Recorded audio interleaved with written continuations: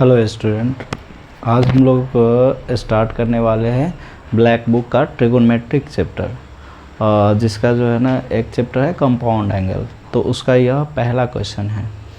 तो पहला क्वेश्चन क्या रहा है, तो ये cos के power 4 π/4 minus sine to the power 4 π/4 equals to, इसका वैल्यू निकालना है। और इसका ऑप्शंस दे रखे हैं, ये 1/√2, फिर √6 माइनस √2/4, √6 प्लस √2/4 और √3 प्लस 1/2। तो अब इसमें से कौन सा ऑप्शन होगा वो अपने को सिलेक्ट करना है। तो अब देखिए यहाँ पे जो क्वेश्चन है वो है आपका cos के power 4 π/24 minus sine to the power 4 π/24। अब देखो हम लोग जो फॉर्मूला जानते हैं कॉस और साइन में, वह स्क्वायर वाले में हम लोग जानते हैं। जैसे अगर मैं देखूं ये cos square theta plus sine square theta, तो ये आप लोग जानते हैं कितना होता है 1। और अगर cos square theta minus sine square theta हो तब इसका वैल्यू क्या होता है, तो cos 2 थीटा होता है। ठीक है, तो हम लोग स्क्वायर में फॉर्मूला जानते हैं, जबकि ये क्वेश्चन दे रखा है किसमें, तो पावर 4 में। तो इसको अपन लोग जो है ना स्क्वायर में कन्वर्ट करते हैं। तो अब इसको कन्वर्ट करने के लिए क्या लिखूं, तो ये cos स्क्वायर π/24 और इसका फिर होल स्क्वायर कर देते हैं ताकि ये पावर 4 को इस फॉर्म में लिख सकूं। अब फिर ये साइन स्क्वायर π/24 ये लिख दिया। अब यूँ समझिए कि ये फार्मूला कैसा बन गया, तो इसको अपन a समझे तो a का स्क्वायर माइनस इसको अगर b समझे तो ये b का स्क्वायर। तो एक फार्मूला हम लोग जानते हैं a square minus b square जो होता है वो होता है क्या, a प्लस बी इंटू में a माइनस बी। तो अब इसका यूज़ करते हैं यहाँ पे। तो a के बदले ये cos स्क्वायर, तो ये a प्लस बी मतलब cos square π/24 plus sine square π/24 into, अब ये a माइनस बी मतलब cos square π/24 minus cos square sine square π/24 ये हो गया। तो अपन लोग जानते हैं कि cos square theta plus sine square theta का वैल्यू क्या होता है 1, चाहे थीटा कुछ भी हो लेकिन वहाँ पे वैल्यू क्या होगा 1। अब इसका cos square theta minus sine square theta का क्या वैल्यू होगा, तो cos square theta minus sine square theta का हम लोग जानते हैं cos 2 थीटा होता है।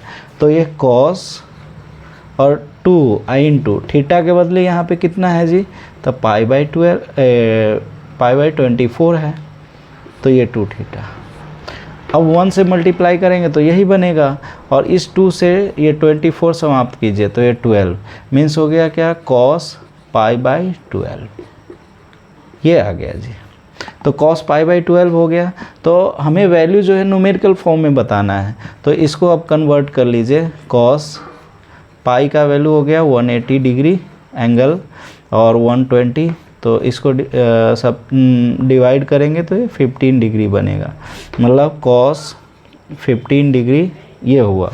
अब cos 15 डिग्री का वैल्यू निकालते हैं। तो cos 15 डिग्री का वैल्यू कैसे निकालेंगे, तो cos इसको लिखेंगे 15 डिग्री को 45 डिग्री माइनस 30 डिग्री, 45 माइनस 30 करेंगे तो 15 आएगा। फिर अब ये cos, अब यहाँ पे कौन सा फॉर्मूला लगेगा जी, तो cos a minus B. cos a minus B का फॉर्मूला क्या होता है, cos a into cos B plus का sine a into sine B. तो अगर मैं यहाँ से देखूँ तो a मान लीजिए 45, b मान लीजिए 30, तो अब ये cos a मतलब cos 45 इंटू cos b मतलब cos 30 degree plus sign a मतलब साइन 45 इंटू साइन 30 डिग्री। अब इसका वैल्यू निकालना है, तो इसका वैल्यू अपन इधर निकालते हैं, यहाँ पे निकालता हूँ। तो अब cos 45 का वैल्यू कितना आएगा जी, तो 1/√2। cos 30 डिग्री का वैल्यू कितना आएगा, तो cos 30 का होता है √3/2। फिर ये प्लस, और साइन 45 डिग्री का कितना होता है, तो 1/√2। साइन 30 डिग्री का वैल्यू कितना होता है, तो 1/2। तो अब अगर देख इसको मल्टीप्लाई कर लूँ तो ये √3/2√2 हो गया, प्लस इसको 1/2√2 हो गया। अब एलसीएम ले लिया जाए तो 2√2, अब ये √3 ही आएगा और ये +1 आएगा।